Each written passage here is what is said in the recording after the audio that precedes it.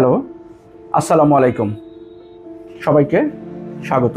আমার পাশে আমার একজন খালা বসে আছেন। আপনারা নিশ্চয়ই ওনার চেহারাটা দেখতেছেন। ওনাকে দেখানোর একটাই উদ্দেশ্য হচ্ছে যে একটি ক্যান্সার কত ভয়াবহ রূপ ধারণ করতে পারে সেটি আপনাদের দেখানোর জন্য।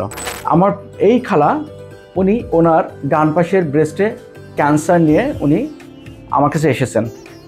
উনি এর আগে অনেকগুলো কেমোথেরাপি নিয়েছে, কিন্তু দেখুন দুর্ভাগ্যজনকভাবে ওনার ক্যান্সারটি ওনার ডান ব্রেস্ট এবং সেই সাথে ওনার এই যে গলার চারিপাশে পাশে এবং এইখানে পুরাটা সাথে বগল পুরাটা জুড়ে ক্যান্সারটা ছড়িয়ে গেছে।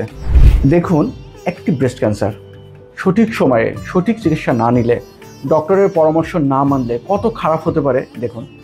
আমার এই খালা প্রথম দিকে খুব প্রাথমিক পর্যায়ে ক্যান্সার আক্রান্ত হয়ে ওনার ছেলের মাধ্যমে চিকিৎসা নেওয়ার জন্য উনি বাংলাদেশের স্বনামধন্য একটি হসপিটালে গেছিলেন।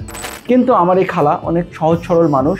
উনি গ্রামের মায়াই হোক বা যে কোনো কারণে হোক, উনি কিন্তু হসপিটাল থেকে চিকিৎসা না নিয়ে চলে এসেছিলেন। তারপরের অবস্থা আপনারা নিজেরাই দেখতেছেন।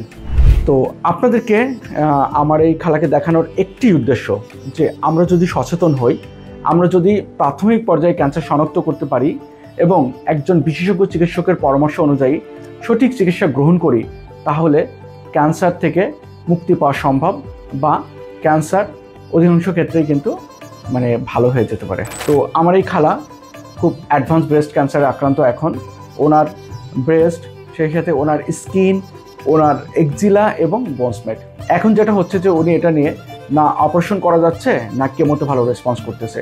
পাশাপাশি উনি সিভিয়ার পেইনে কাতর হয়ে যাচ্ছেন এবং এর জন্য উনি ঠিকমতো খেতে পারতেছেন না এবং ওনার দৈনন্দিন জীবন কেমন যেন একটি ভয়াবহ অবস্থা হয়ে গেছে। তাই আসুন আমরা সচেতন হই, আমরা নিরাপদ হই, আমরা প্রাথমিক পর্যায়ে ক্যান্সার শনাক্ত করি এবং সঠিক চিকিৎসা পদ্ধতি গ্রহণ করি। আল্লাহ হাফেজ, সবাই ভালো থাকবেন।